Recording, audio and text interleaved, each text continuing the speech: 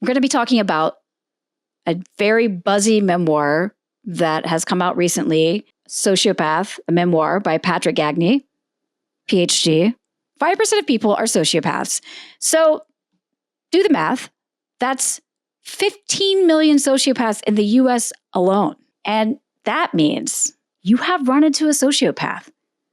Okay? We're going to talk about this book, but we're going to explore it through 3 different lenses. What traits define a sociopath? Okay? What it's like to be in a relationship with a sociopath?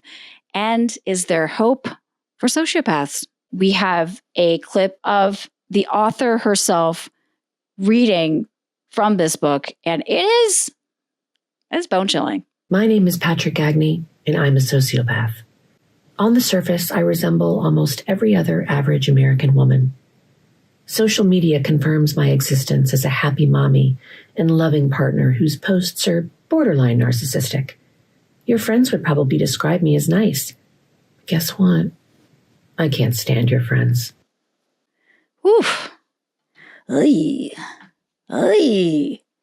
Also, what a seductive sociopathic voice she has. Sit back, grab a Coca-Cola or whatever you drink, and buckle up, because we're getting into it, okay? We're getting into the mind of a sociopath. Okay, welcome back to Bookwise. From bookclub.com, I am your host, Britt Brewer, AKA Dr. Books. I'm going to recommend this book to you. It's a new memoir, just came out, called Sociopath by Patric Gagne. And it is a very, very thought-provoking memoir about a woman who is a self-proclaimed sociopath. And it takes you through the mind of a sociopath, the life of a sociopath. Through each chapter is a different moment in her life where in some ways she was plagued with being a sociopath. But in each moment, each thing that happens, there's a new level of discovery. So what is a sociopath? Okay, so as it's defined in the DSM, and these are a list of behaviors that the author herself goes through in the chapter Little Earthquake. So I'm gonna take you through a few of them. Superficial charm and good intelligence. Absence of delusions and other signs of irrational thinking. Absence of nervousness or psychoneurotic manifestations. Unreliability. Sorry, that's me. Untruthfulness and insincerity. Lack of remorse or shame. That's a big one. That's a biggie. Inadequately motivated antisocial behavior. Poor judgment and failure to learn by experience. Pathological egocentricity and incapacity for love. Hello, Hollywood. General poverty and major affective reactions. So, don't like hugs. She does not like hugs. She said that about 20 times in this book. Don't give her a hug, or you can, but she's not going to like it.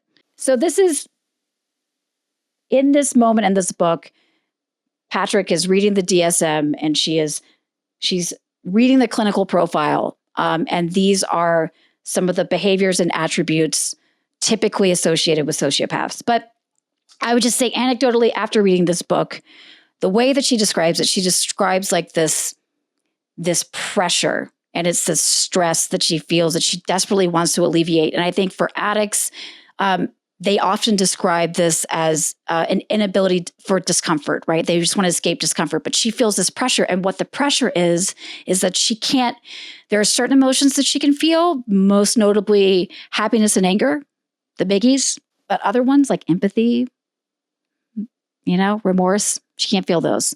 So if she gets bored, and boredom, I guess, is just the worst for a sociopath, you got to keep them busy, okay? They got to be on a tight schedule. But jokes aside, when they feel that pressure, that is when they look for a release. And often when untreated, unnoticed, that is when crimes happen, because they need to feel something. They need to get rid of this pressure. And so often, and chillingly, there's a moment in the beginning of the book when, as a child, she stabs a classmate with a pencil. And that's when people were like, I think something's wrong with her. When she does, she describes a euphoria, like this feeling of just perfect release. So yeah, those are some attributes. That's sort of the big headline of who is a sociopath. Next, what is it like to be in a relationship with a sociopath? The narrative spine of this book is really about her relationship to her husband. She meets her husband at a very young age. Not very young, but she's like, I believe she is 15 and he is almost 18.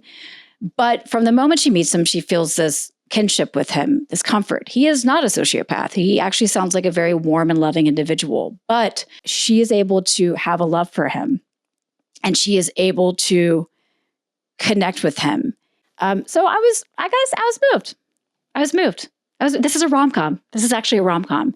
It's not, but their relationship is sort of the thing that ties all of her stories and the arc of her life. And what I learned from this is a sociopath can be in a relationship, but it takes a lot of work. So you know what? Let's just hear from the author herself. This is Patric talking about being in a relationship as a sociopath, and she's talking to Book Break. So let's roll the tape. I think people, when they kind of hear about your story, are sort of surprised to hear that you have a partner, you have children, all these things that people might assume wouldn't be possible. But actually, reading the book, you explain that really well of how all relationships are different. Everyone experiences relationships differently. That's what I was going to say. It's a negotiation, but I think it's going to be a negotiation with any personality disorder, with any mental disorder. If you are coming into a relationship and you are suffering from depression, for example, that's something you're going to want to discuss with your partner. You're going to want your partner to understand to the best that they can what you're going through, what steps they can take to make your depressive episodes easier on you, and vice versa. It's the same thing with sociopathy. I'm coming into this relationship with a different toolkit than my partner is. That doesn't mean that we can't coexist. It just means that we are going to have to figure out the best use for our collective tools. We get her husband on a hot mic. He's like, I don't know, she's hot. I guess that's just like what I say to myself. She's hot. Does she want to kill me? Maybe. But yeah, you can find love. You can find love in a hopeless place, AKA sociopathy. All right. Is there hope? I would say yes. She is living proof. There is hope. But it does take a lot of management. It takes a lot of just transparency. And it takes a lot of work and maintenance. And this big old messy world of ours has all types. And 5% of them are sociopaths. Thank you for joining me today for this spicy tuna conversation about sociopaths and this memoir, Sociopath. This has been Bookwise, a podcast from bookclub.com. As always, happy non-sociopathic reading or happy sociopathic reading. Either way, it's fine.